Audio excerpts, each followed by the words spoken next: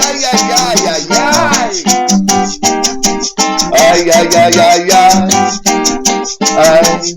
נמאס לי כבר לשבת, רציתי לטייל, קצת לראות את העולם, קצת להודו והכוש, לשוט לבוש פיג'מה, ביטה על הפנמה, לראות דובדבנים, על פסגת פוג'יאמה, ולכתוב איזה פרח,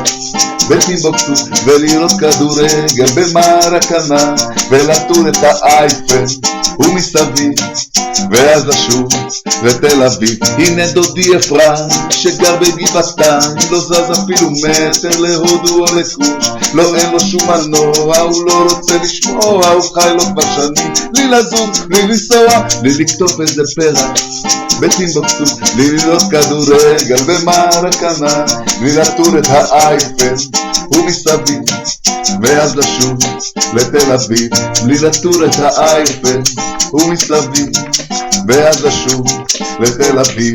אני בנוי אחרת, המשפחות לא לידי, נפשי שלי שוקקת להודו או לכוש, חלמתי עוד כילד על הרפתקה מתמדת, רציתי להפליג בספינה הנודדת ולכתוב איזה פרח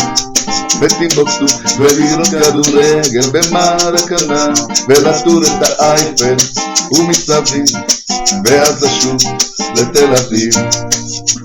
פארה פארה פארה פארה פאפה פאפה פארה. ביום בהיר של שמש עם מזווד הקטנטונת, אני אצא לדרך להודו או לכוש, אני לא רק קובע, אני גם מבצע, ואין לי שום ספק שיגיע הרגע בוא אכתוב את הפרח בטימבוקטו, וערב פוצ'יבולה ומרקנה, ואטור את האייפל ומסביב, ואז אשוב לתל אביב, ואטור את האייפל ומסביב, ואז אשוב לתל אביב.